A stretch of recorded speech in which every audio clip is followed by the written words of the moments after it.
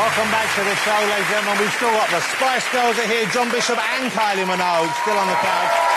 Well, let's get my final guest of the evening out here.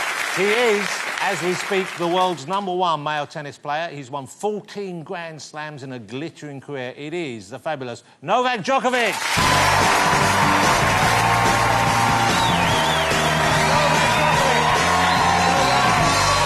Thank you so much for coming on. Great to see you. Look at the Spice Girls are here.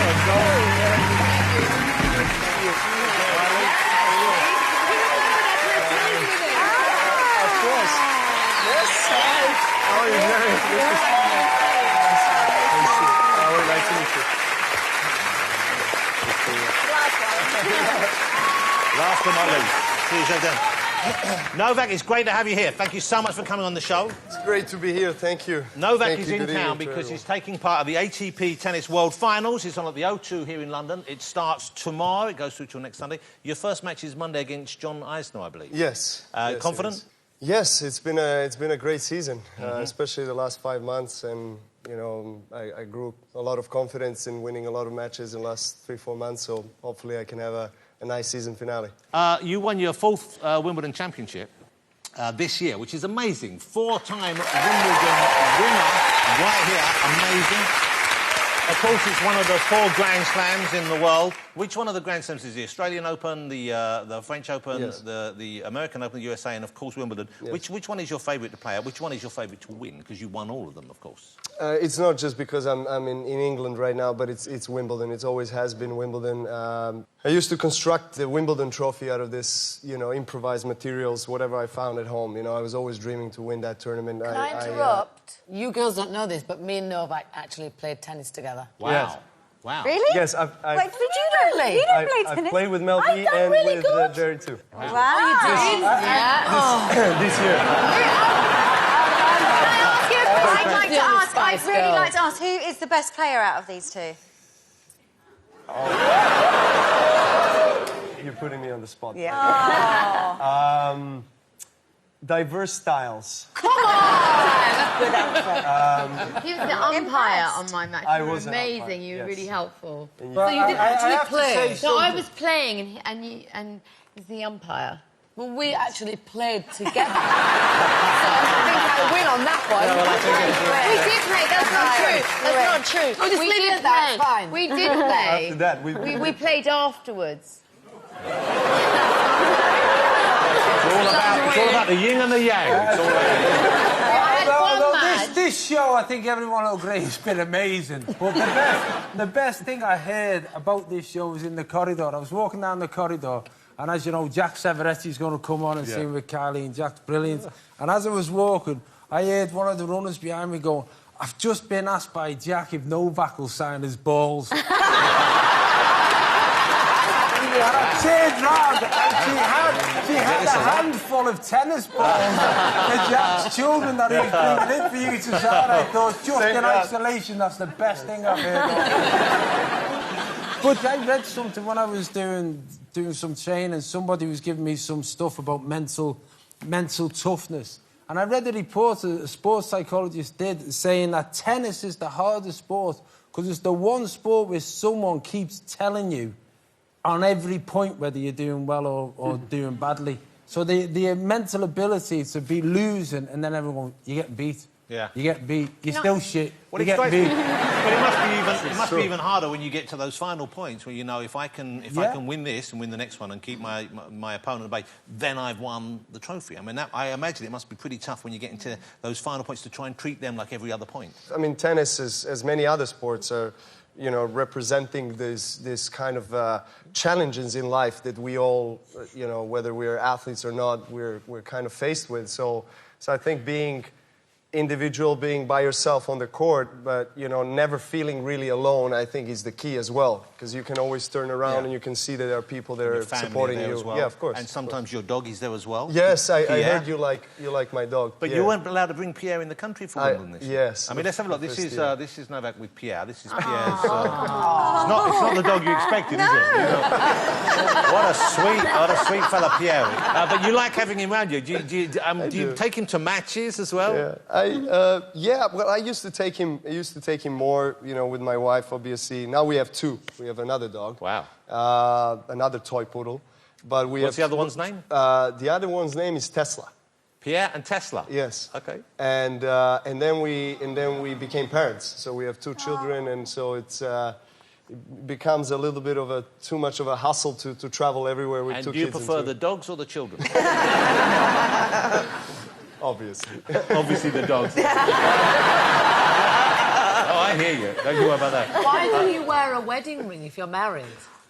Oh, there's an eye of a single woman, isn't it? It's on the other hand. Yes, it's the other hand. Is that culturally in your different? The Orthodox. The Orthodox. Orthodox. religion. Okay.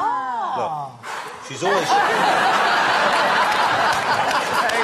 I was like, I knew I put it on before I came here. Just for that, I love you, darling. Just right here. Just don't make any jokes about the menopause, because you almost got crucified. I'm going to show a clip of Novak winning at Wimbledon just earlier this year, and there's an amazing thing you do at the end. I was at Wimbledon when you lost to Andy Murray. Okay. Why I don't know what you're talking about. You don't remember that? Why are you bringing that up? I tell you why. Because I'm a prick. That's why. And I forgot, and I was just excited. I was just excited. That happens to me all the time. I say things when... Yeah. Why aren't you wearing a wedding ring? Sorry. This is Novak winning Wimbledon this year, an amazing moment, and I love just the genuine reaction he has afterwards. Look at this. Game, set, match. And that's it. A fourth Wimbledon title in his fifth final. And he's going to eat a little bit of the court in celebration. Amazing moment. Amazing moment. So, I don't think I've ever seen anyone eat some of the court before. Was that just to remember the moment? You know, since I always dreamed of winning Wimbledon, I wanted to make it special when I get to that moment. Yeah. And it was never if, it was always when, because I visualized it so strong. I knew it's gonna be, the dream is gonna be realized. So I thought, well, I might do something special. I didn't. Well, it's Wimbledon. You can't just like jump, scream, roll around or whatever. So I thought, well, I might as well just have a little bit of the grass. So it became a little bit of a tradition, and yeah, done it 4 times. You don't have too much of the grass, because that will affect your play. You know what I mean? Let's look at that. You know, you're in an enviable position, and you've earned this, of course. You're one of the very few tennis players who've held all 4 Grand Slam titles. That's an amazing achievement. I think there were 2 other men. You've got Rod Laver and one other. But also, you have won a total of 14 Grand Slam titles. That's amazing. Now, I believe there are only 2 people ahead of you. Yes. And one of them is in town. Roger Federer is in town. He has an unbelievable 20 Grand Slams, and Rafa Nadal has 17. Now, presumably, I mean, are those figures important to you? Do you focus on that and think, OK, I want to try and beat Roger's record? Yes. You meditate as well, don't you? You meditate a little bit? So yes. I'm really a strong believer in visualization. Just imagining something that you really want to do. That's exactly what I did to get the group back together. There we go. Yeah. I love that Melby's taking all the credit for it. Have you ever had an out-of-body experience while meditating? Have you ever felt yourself drift away from your body? Wow. What happened? I came back. Too quickly.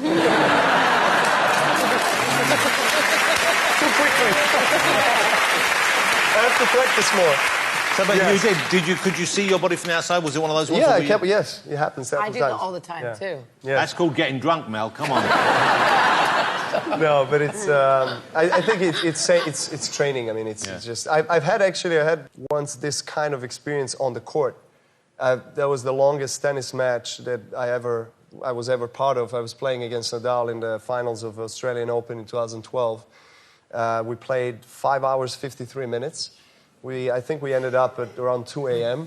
I remember it was a grueling match, and after the 4th hour, getting into the 5th set, actually we both, we were running on very low reserves, and in just one instant, I started to feel like there is some kind of a higher other force that is you know, starting to help me to finish the match. I don't know. It's hard to explain that with words. So it was quite a unique experience. Wow. And you went on to win, of course.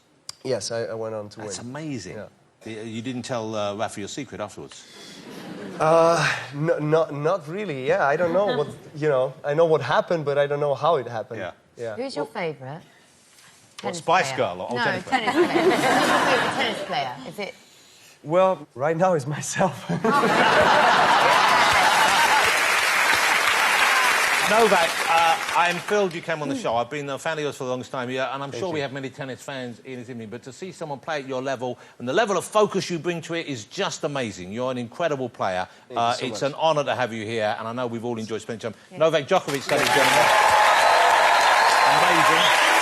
Before you go, you know, I play a little bit of tennis. I don't know if, Kylie, you play a little bit of tennis occasionally, don't you? When I was 8, yes. We know Mel and Jerry have played with you. I don't know, Emma, do you ever play any tennis? I've played before. OK, yeah. Mel C, you play any? Sporty. I'm terrible at Well, would you like to see the Spice Girls and Kylie and John try and take on Novak at tennis, ladies and gentlemen? So we've got a court set up here, ladies and gentlemen. We're going to have a knock-up with Novak.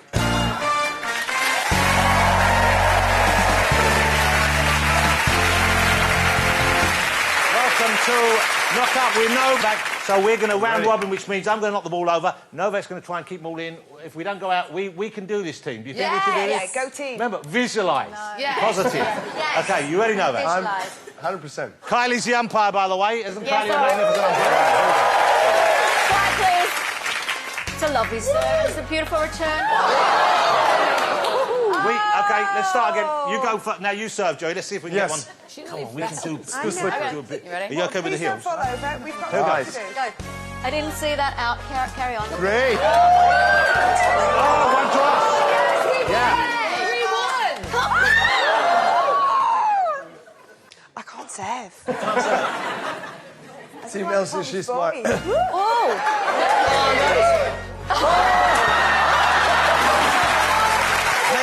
Now we're going to do a speed round, so you just keep serving them. Emma. Okay.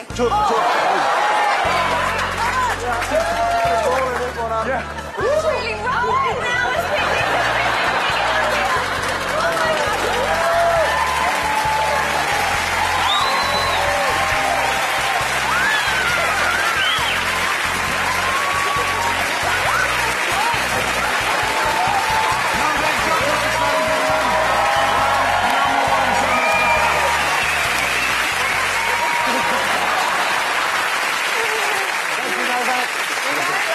Novak Djokovic, what a great sport.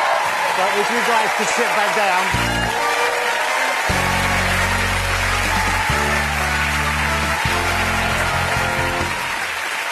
Let me ask you, Novak, which of us showed the most promise out there, do you think? Kylie. Kylie? Yeah, fair. While Kylie's getting ready to perform, I just need to thank all my guests tonight. Novak Djokovic, ladies and gentlemen. John Bishop, and of course, welcome back, the Spice Girls.